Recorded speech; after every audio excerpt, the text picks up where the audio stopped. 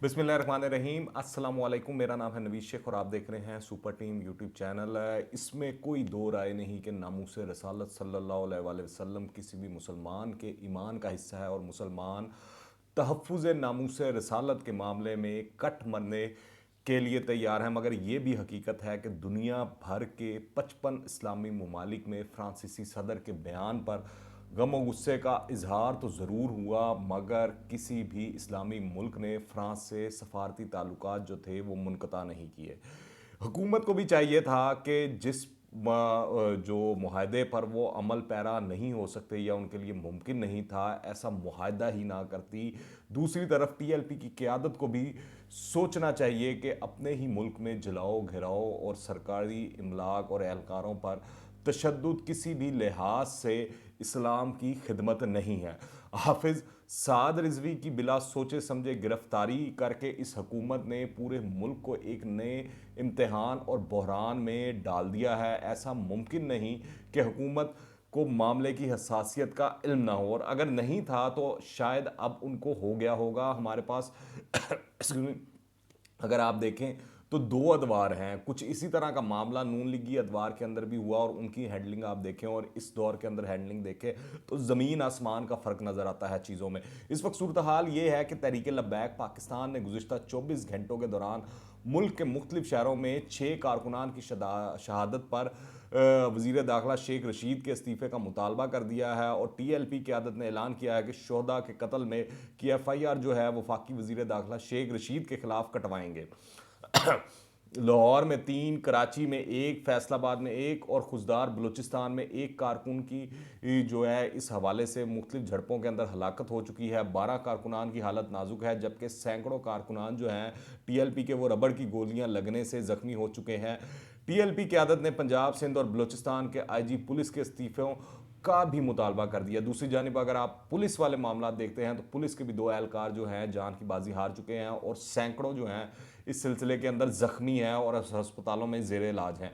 TLP के जो रुकन हैं मरकज़ी शूरा के अल्लामा फारूकुल हसन कादरी ने कहा है कि कारकुनान की शहादतों का मुकदमा शेख रशीद के खिलाफ करवाया जाएगा और जब तक फ्रांसीसी सफ़ीर को पाकिस्तान से नहीं निकाला जाता हम सड़कों पर मौजूद रहेंगे और जब तक मरकज़ी अमीर हाफिज़ साद हुसैन रिजवी हमारे दरमियान नहीं आ जाते मुल्क भर में धरने जारी रहेंगे।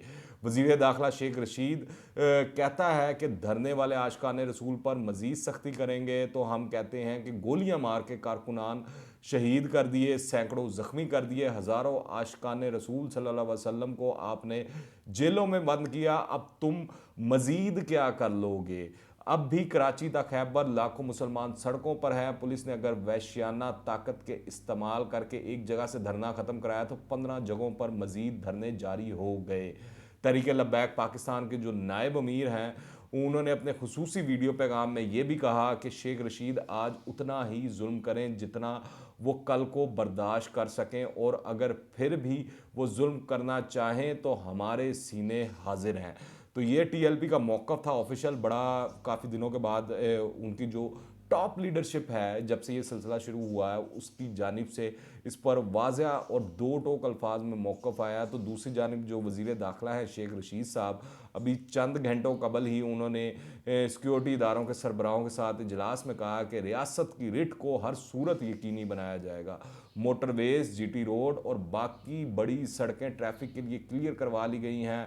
इस्लामाबाद, रावलपिंडी में लियाकत बाग, तरनोल, बाराको, रवात के इलाकों को ट्रैफिक के लिए खोल लिया गया है। रेंजर्स और पुलिस और इंतज़ामिया ने मिलकर बहुत अच्छा और ज़बरदस्त काम किया है, शेख रशीद का ये कहना था। और वो पुरअज़म है कि हर सूरत रियासत की रेट को बरकरार रखा जाएगा, मगर वो ये नहीं बता रहे कि वो जो उन्होंने दस्तखत किए थे वो क्यों किए थे और वो जो मुआहदे को रिन्यूअल किया था वो क्यों किया था। और अगर रियासत इसी तरह अपने मुआहदों से फिरती रहेगी तो मामलात और चीज़ें किस तरह आगे चलेगी, कौन रियासत के ऊपर यकीन करेगा। तहरीक लब्बैक के जो सरबराह हैं हाफिज़ साद रिजवी साहब, उनकी गिरफ्तारी के तीसरे रोज़ भी मुल्क भर में एहतजाज जारी है। अलबत्ता कई जगहों के ऊपर से वो जो एहतजाजी हैं उनको मुंतशर कर दिया गया है। पुलिस ने रात को बड़ी ही कार्रवाई की है, जिस तरह कि मैंने अपनी गुज़िश्ता वीडियो में बताया था कि पुलिस और रेंजर्स ने मिलकर जो ऑपरेशन किया है रात को, और पंजाब के तमाम शहरों में ये ऑपरेशन किया गया। दूसरी जानिब तहरीक लब्बैक के जो सरबराह हैं साद रिजवी साहब, उनको कोट लखपत जेल में मुंतकिल कर दिया गया है।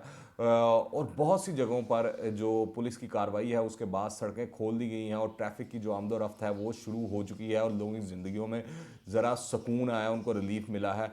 इस वक्त जो अगर सूरत हाल देखी जाए तो लाहौर की बात की जाए तो लाहौर के 13 मुकामात पर आमदोरफ्त मुअत्तल है, जबकि कराची और इस्लामाबाद में ट्रैफिक का जो पहिया है वो चलने से ज़िंदगी जो है वो मामूल पर आने लगी है। कराची में सूरत हाल कदरे बहुत बेहतर हो चुकी है। Orangi town, Shahrah Faisal, star gate, Korangi, Baldia hub, river road पर मुजाहिरीन ने धरना बिल्कुल ख़त्म कर दिया है और 2 रोज़ से जारी एहतजाज ख़त्म होने से जो ट्रैफिक का पहिया है वो चल पड़ा है और कराची में फिर दोबारा से वो मामलात और ज़िंदगी दोबारा से चल पड़ी है। रावलपिंडी और इस्लामाबाद में बात करें तो वहाँ पर भी ट्रैफिक रवां दवा हो चुकी है और जिस तरह वो शेख रशीद साहब ने भी बताया और जो रात की खबरें हैं वो ये हैं कि बड़ा हैवी ऑपरेशन हुआ वहाँ पर, उसकी तफसील मैं आपको बताता हूँ। पर अगर तहरीक लब्बैक के मरकज़ यानी यतीम खाना चौक लाहौर की बात की जाए तो वहाँ पर अब भी एहतजाज जारी है और कारकुनान हाफिज साद रिजवी की रिहाई का मुतालबा कर रहे हैं। ताहम दीगर इलाकों में पुलिस ने ऑपरेशन किया जिसके बाद तमाम रास्ते खुल गए। कसूर में जो है TLP के धरने के खिलाफ पुलिस ने ऑपरेशन किया। Firozpur road main bypass operation के बाद खोल दिया गया।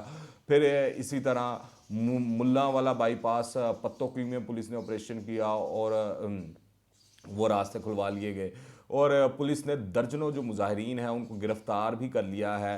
रावलपिंडी में लियाकतबाद में पुलिस और रेंजर्स ने रात गए मुजाहिरीन के खिलाफ ऑपरेशन किया, शदीद शेलिंग की गई और उसके बाद इलाके को क्लियर करा लिया गया। मैं आपको इसमें बताऊं, मुजाहिरीन की जानिब से भी शदीद मजम्मत की गई थी और बड़ा हैवी ऑपरेशन हुआ रात को। अब जो सूरत हाल है वो ये है कि मुजाहिरीन की जानिब से लियाकतबाग को मुकम्मल तौर पर खाली करवा लिया गया है और ट्रैफिक को बहाल कर दिया गया है। हरीपुर में हालात काफ़ी कशीदा बताए जा रहे हैं और जगह जगह पुलिस की हरीपुर के अंदर जो है नफरी तैनात कर दी गई है और यहाँ पर हुआ कुछ यूँ कि तहरीक लब्बैक के जो कारकुन है हाफिज़ उस्मान, वो पुलिस की गोलियों का निशाना बन गए और वो उन्होंने अपनी जान दे दी। उसके बाद से हालात कशीदा हैं और अब तहरीक लब्बैक की कारकुनों की गिरफ्तारियों के लिए वहाँ पर पुलिस छापे मार रही है और दफातर पर भी छापे मार रही है, उनके घरों पर भी छापे मार रही है।